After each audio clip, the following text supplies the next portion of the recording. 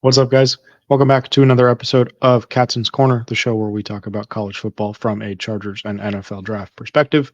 We are back for another week of exciting college football action as it relates to the Chargers and the NFL draft coming up next April. We're going to go over Jordan Reid's latest mock draft that came out on ESPN Plus this morning. We're not going to go through the whole thing because it is behind the paywall, and I do want to be respectful of that because Jordan does great work over there at ESPN. But we are going to talk about his pick for the Chargers, a couple of alternatives maybe that to keep an eye on as well. And then at the end, we are going to touch on a player that the Chargers have gone to see at practice this week who has been rising up NFL draft boards over the last few weeks that we didn't get to talk about in the Risers episode last week. Before we do all that, make sure, as always, that you guys do all of the YouTube stuff. Like the video, subscribe to the channel, make sure you have the notification bell on so that every time Steven, Tyler, Alex, all those guys with your regular scheduled programming are on, you know when they are on, and you know when I'm on, and all that other stuff. If you are looking to find more NFL draft content, more general Chargers content, more general content of any sort about football, you can find me on Twitter at Alex Katson, the way you see it spelled on the screen. I will repeat it for the next couple of weeks, but I'm starting to get into real nitty gritty NFL draft prep over these next couple of weeks here now that we have a good sample size for most of these guys. So really excited for what that's going to look like sort of for the rest of this fall and winter for you guys. Have some really big stuff in the works. Really hoping that I can get to all of it. We're going to see how much we can get done this year, but really excited for that. And so if you would like to be a part of that ride, feel free to head over to Twitter and join me. But for now, we will get into this week. And so Jordan Reid has the Chargers picking at 21st overall based on the reverse order of the standings as of right now. So guys like Ashton Genty, Jalen Walker, the edge at Georgia, Luther Burden, guys that you've heard of sort of linked to the Chargers, maybe Tetaroa McMillan, Malachi Starks, guys like that, they're all gone already by this 21st overall pick. And so that informs Jordan's decision to take Kentucky defensive tackle Deone Walker, who Jordan Reid writes Puna Ford and Tier Tart, are on 1-year contracts. Otito Ogbonia has been a little bit inconsistent. This is a player that is better than anything that the Chargers have on the squad right now. Reid lists the team needs as defensive line, tight end, wide receiver in that order. I think that we can all agree with that to a pretty decent extent. I think that corner is obviously up there. We're going to talk about some of those guys in a little bit. But Walker 6'6", 345 pounds. So he's huge for a defensive tackle. 6'6" is tall for a defensive tackle.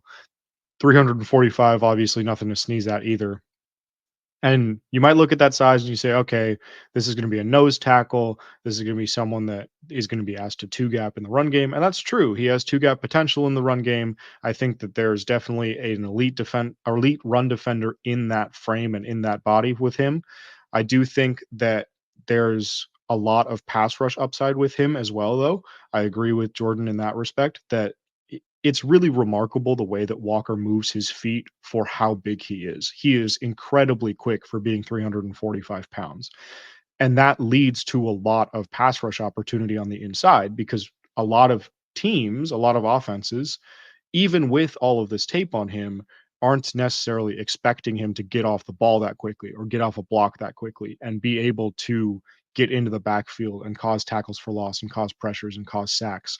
And so there's a lot of room there for him to sort of grow into a more effective pass rusher as well, while still giving you that run defense kind of from the jump. And so for the Chargers, this is a long-term answer on the interior of the defensive line, which is something they've been searching for half a decade at this point, at least.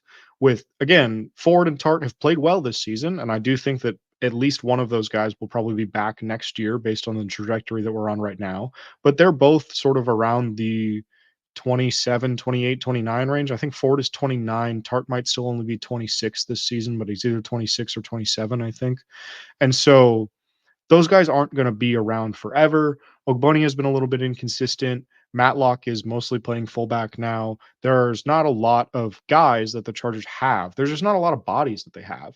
And so Walker can line up anywhere from 0 to 3 tech, which if you don't know what that means, Morgan Fox is the 5 tech. And so if you think about what Morgan Fox does in this defense compared to what Puna Ford, Tier Tart, Otito Ogbonia do, those guys are the 0 to 3 techs where you're lined up either over the center or over a guard or something like that, and you're mostly going to be asked to run defend, but there's going to be some aspect of pass rush that you're going to want from those guys, and that's what the Chargers have been missing this season. With Walker, I do think the main concern is going to be pad level. He needs to keep those pads a little bit lower than he has been this season so far. It's tough for a guy that big sometimes at 6'6" because the leverage is just so bad. It's so easy to get high when you are 6'6" as a defensive tackle going up a center that's 6'3", 6'4", and most other defensive tackles are 6'2", 6'3" these days. And so that part is sort of an anomaly for him. But I think if you can really coach him down and get him to stay low, you have a potential game wrecking player on the interior. And so I really like this pick for the Chargers. I think it makes a lot of sense. It fits a need. It fits the mentality that the Chargers have been sort of establishing this first 6 weeks of the season. I think that all of it sort of makes sense. But there are some alternatives that we'll talk about here that go in the picks sort of following this. We're not going to talk about anyone that went before this. Again, Ashton Genty, Luther Burden, guys like that. Like if those guys are going before 21, then we're just going to have to make our peace with that. And so for now, let's talk about some guys that are available at this pick, at least in Jordan's draft, and see if there's maybe another Chargers fit there. And the first one is the very next pick in Jordan's draft. That's Notre Dame cornerback Benjamin Morrison. Obviously, the Chargers have drafted a lot of Notre Dame players already. They drafted Cam Hart last season. They've drafted Alohi Gilman from Notre Dame. They've drafted a ton of players from Notre Dame. And for a long time, we thought that that was a Tom Telesco thing, right? Of Drew Tranquil and Alohi Gilman and, all of these guys. Asmar Bilal, if you guys remember him. That's another one from Notre Dame that Telesco brought in. And we all thought, oh, this is a Telesco thing. It's a Telesco thing. It's a Telesco thing. And then Joe Ortiz goes out and drafts Cam Hart in the 5th round. And so it's like, oh, okay, maybe this is more of just an organizational thing. Or maybe it's a coincidence. Who knows? But if it's a coincidence, Morrison would also be a very happy coincidence because he is 6 foot 190, so a little bit smaller for corner. His a little bit versatility inside and outside, but has mostly played outside for Notre Dame. He is going to be out for the season with a hip injury. This is an injury that has needs surgery. He has to have surgery for it, and that's why he's going to be out for the year. He has also had a hip injury in high school. I wasn't able to find out whether or not it's the same side or not, but if it is, then that's something that's going to come up in flags during the pre-draft process, right? If it's a nagging injury, if it's a re-injury of something that he had in high school, there's going to be some medical questions there. We don't even know if he's going to be cleared for the combine and all the pre-draft process stuff and, by training camp or anything. Like we don't know what the timeline is really. And so it's one of those things where it's going to be kind of in a gray area. He had a shoulder scope during spring practice as well. Like there's going to be some injury concerns with him, which I think is to be expected a little bit just because, again, he is a little bit on the smaller side for quarter. He did come into the season, I think, as most people's CB3, if you count Travis Hunter as a corner. If you count Travis Hunter as something else, he was probably your CB2 behind Will Johnson at Michigan. But those were kind of the two main guys coming into this class. If Travis Hunter is kind of off in his own stratosphere, you have to talk about him sort of separately as a prospect because of everything that he's doing on the field for Colorado. But then when you talk about true, pure corners, Will Johnson and Benjamin Morrison were a lot of people's 1 and 2 because those guys have been super productive through their first 2 seasons. And so you're going into the junior year, you say, okay, these guys have been super productive at a really high level of the sport, right? Obviously, Will Johnson at Michigan, Morrison at Notre Dame, two power programs in the sport. And you say, okay, yeah, these are going to be the next guys up. His stock has fallen a little bit, even before the hip injury. I think that he's slipped behind a couple of guys. We'll talk about one of them in a second here, but he's still a really good player. And I think the reason that you're seeing him slip a little bit is not necessarily that he's not playing well. I think it's just that he's going to be a stylistic choice for someone. He's going to be a man corner, basically. He's going to be like he has to be a man corner. And if you're asking him to be a man corner, he needs to get more physical. He needs to get bigger a little bit because right now he can get kind of bullied at the line a little bit because he's a little bit smaller. And so if he's going to be a man corner, which he's going to be because his instincts in zone are still developing. And so if you want him to be a zone corner, there's going to be a longer on-ramp to him being productive in the NFL. And if you're taking him at the back end of the first round, even the top of the second round, I've heard a lot of people that have him sort of on the round 1, round 2 borderline, and a lot of that is because it's going to be very scheme specific for him. Because if you want him to be a zone corner, you're not going to have him very high, because you're not going to want to deal with the fact that it's going to take a year or two for him to develop into the system. If you think about like the way, like to use a Chargers example, it's sort of similar to the JC Jackson conundrum that we had with the Brandon Staley defense, where JC Jackson was very much a man corner, and they traded for him and they brought him in to play zone. And it took a year. And then he ruptured his patella tendon. And then it took a year. And then everything else happened. And then the whole team fell apart. And then they traded him back to the Patriots. And so it's not saying that it's going to be exactly the same scenario there, right? But that's sort of the problem that you're going to run into with a prospect like Morrison in terms of draft stock, where it's going to get a little bit iffy because there's going to be teams, and I think the Chargers might be one of them with as much zone as they've played under Jesse Minter so far this season, that are going to say, I don't really know if we can find a spot for this guy right away. And if we're drafting him this high, you want him to have a spot right away. You don't want him to be a year or two away from making an impact most of the time, unless you're one of these teams that makes the playoffs every year and has every year for a decade, and you're just drafting for the future to backfill some guy that's going to leave in free agency next season. Then you could be like, oh, look, we have the second year player. I bet you forgot that we drafted him, didn't you?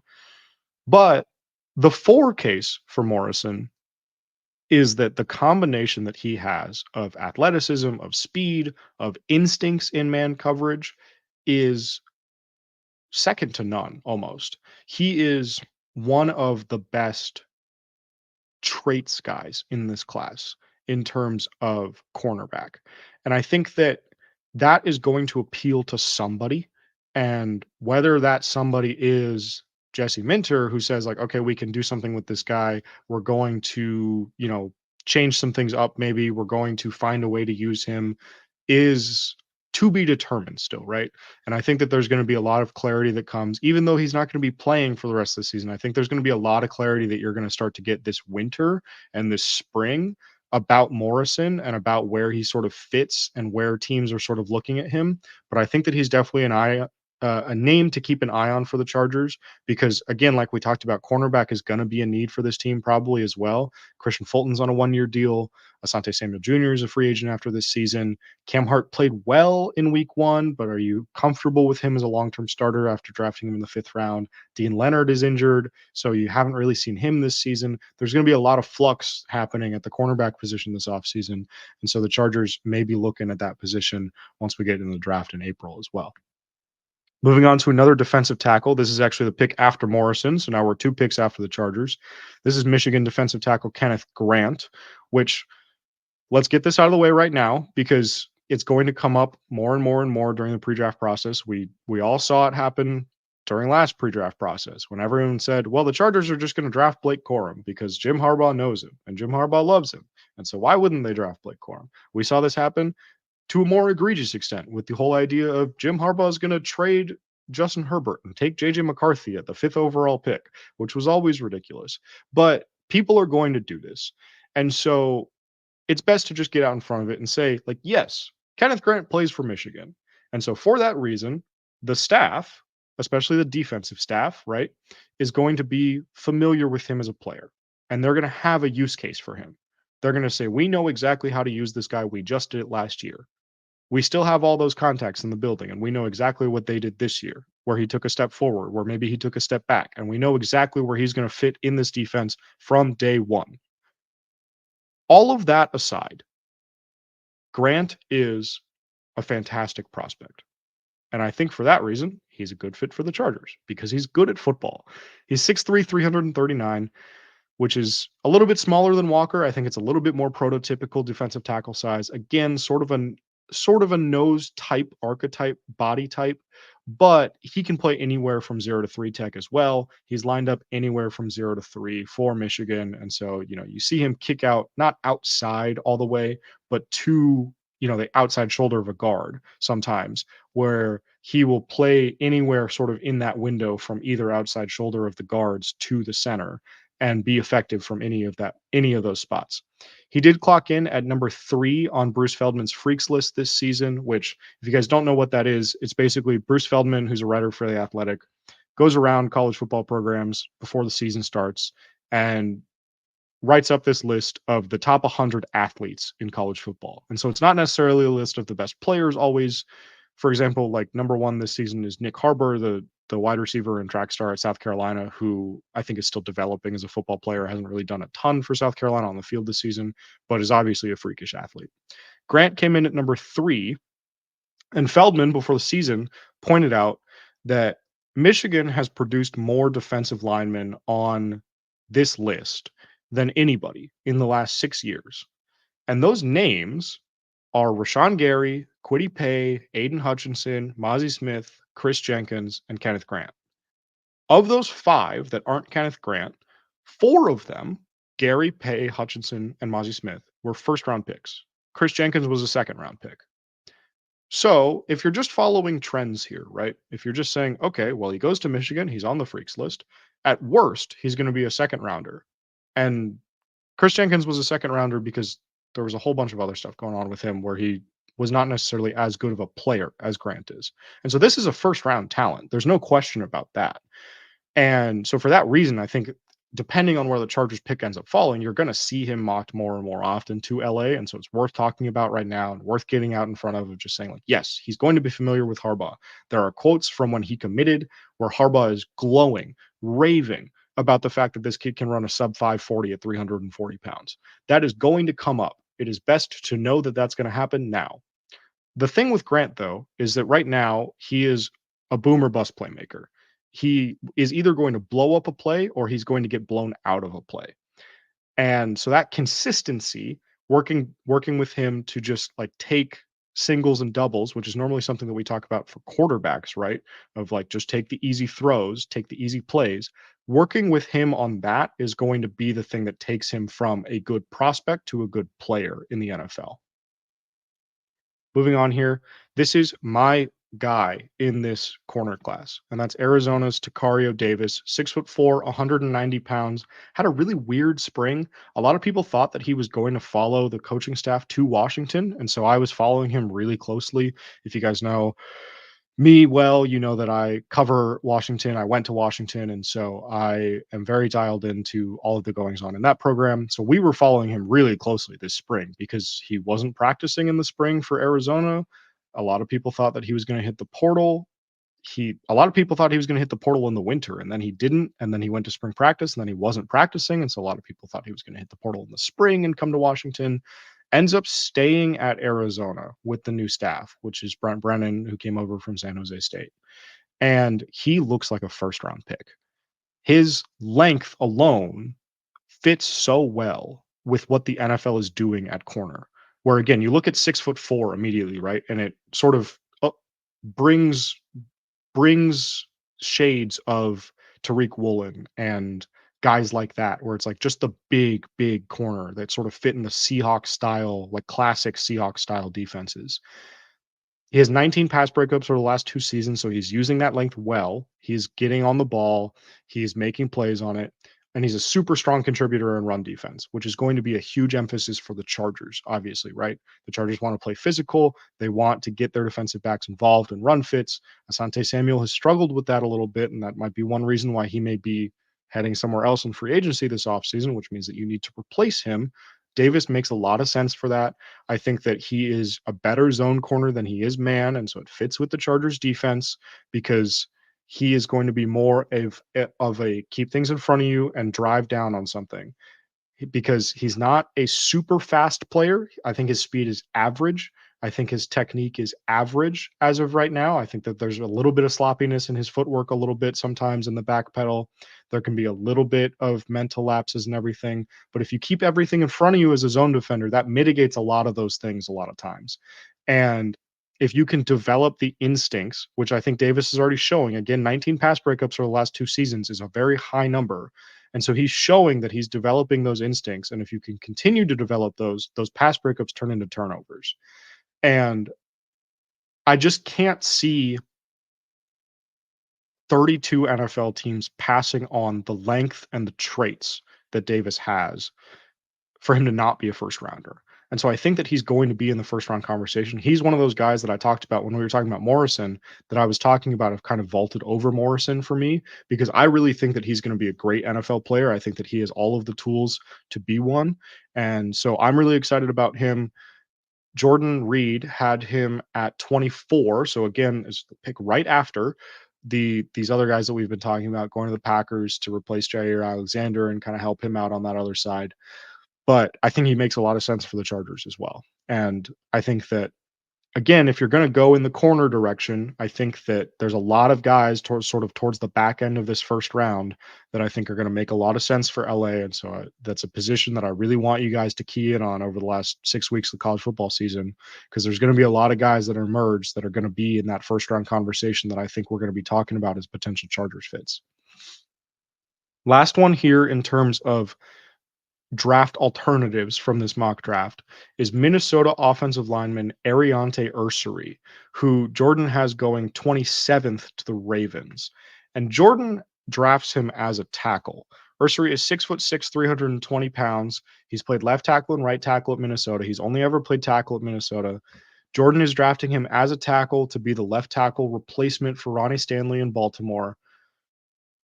But the reason that I have him on here is that I have heard from people that I've talked to in NFL rooms and people that know people in NFL rooms that a lot of teams see Ursary as a guard because he's so physical as a run blocker and he has the length to play tackle. It's sort of like the Rashawn Slater situation, the Peter Skoronski situation, all of those sorts of things where it's just like, oh, well, this guy is good at tackle, but like, imagine if he played guard though. I think that you're getting a little bit of that with Ursary, but I think that the concern with him is mostly going to be speed. He loses to speed rushes pretty frequently because he's big. He's 320 pounds. And so his feet are a little bit heavier. His kick step is a little bit slower. He's susceptible to those sorts of speed rushes. When he latches onto you, you're not going anywhere, but it's a matter of whether or not he can latch onto you, right? And so as a run blocker, he's fantastic because it's short area. He just gets on you and he drives you back. He's super physical as a run blocker. Anyone from the Big Ten is going to be. Again, this is going to be a guy that the staff is going to be familiar with. They've played against him before, obviously the last 2 years when the staff was at Michigan. So I think that he is someone that makes a lot of sense if he's going to move to guard. He has played both sides of the line, so he can play left guard or right guard if you want to move him to either side. He's got good agility for his size. I think in a short area, again, like he's a good lateral mover, but not necessarily a good vertical mover. And so if you want to put him at guard, you could probably pull him a little bit. You could have him do some of these drive blocks, do some of these like stretch blocks where it's going to be more of like an outside zone sort of thing. You can do all that still with him at guard that I think the Chargers want to do a little bit more of. You've seen J.K. Dobbins get out to the edge on a couple of these runs this season. And so if he's going to play guard, which again, he's 6'6", and so it's maybe a little bit big for a guard. That's sort of starting to change in the NFL a little bit.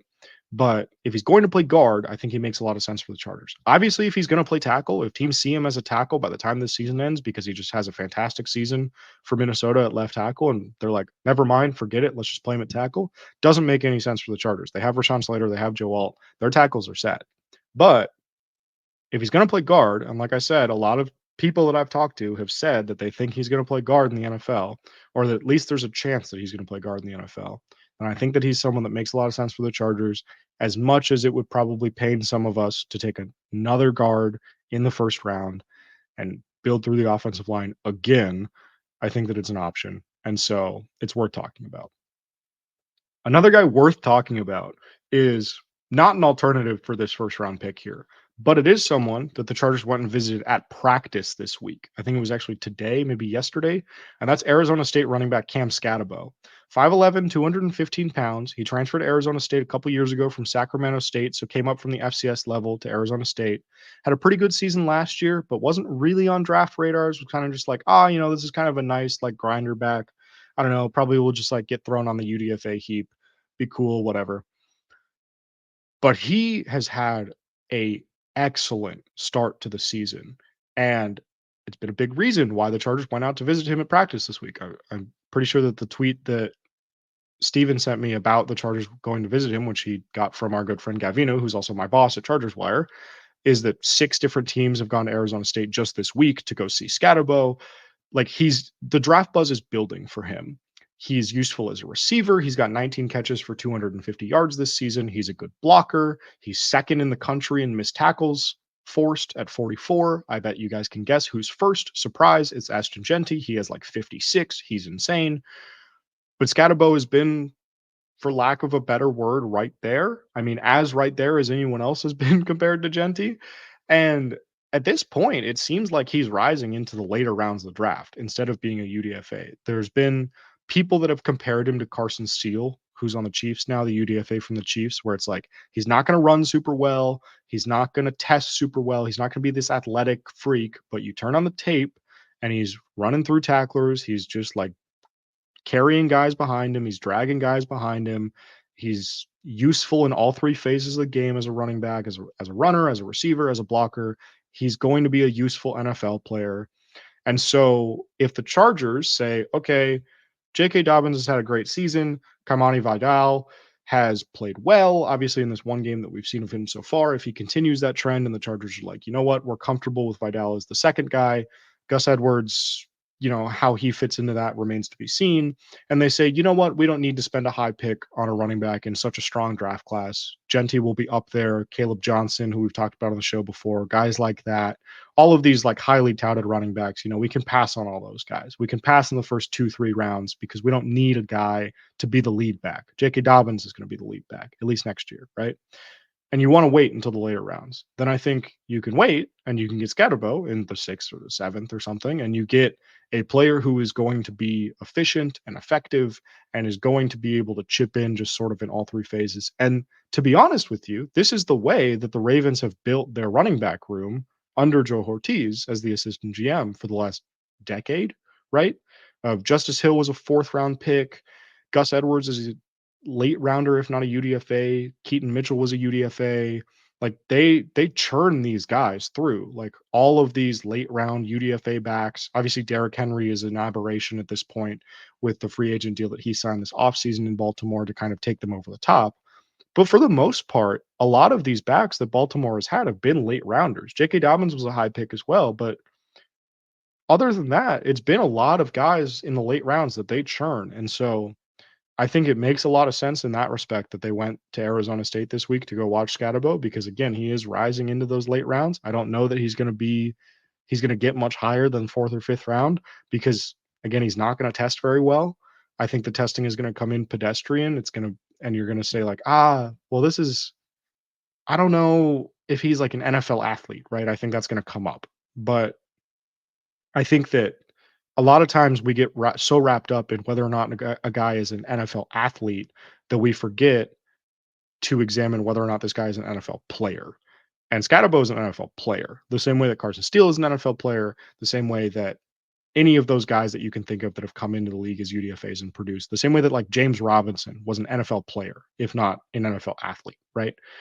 There's going to be guys like that every year. I think Skattebo is going to be one of those guys this year. And I think that with the season that he's had so far, he's going to be one of the rare guys in that category that does get drafted and produces probably to a surprising degree for a team once he gets to the league. And we'll just have to see whether or not that's going to be the Chargers. That's going to do it for this week, guys. Hope you enjoyed. As always, make sure to sound off in the comments about some alternatives that you would go with instead of Deone Walker, who Jordan Reid gave to the Chargers at 21st overall in that mock draft. Send me your mock drafts. Send me any players that you're keeping your eye on. I'll be sure to keep a list. I'm kind of working on my list right now as far as guys that I'm getting to right away. But super excited to get into draft season. It's almost here. Like I mentioned at the top of the show, we're building the list. We're getting ready to do some of these preliminary scouting reports with a 6-game sample size here. So would love to hear who you guys have seen and have stood out to you and who you guys are excited for. And we will be back next week to talk about some more guys, some more prospects. And until then, bolt up. See you later.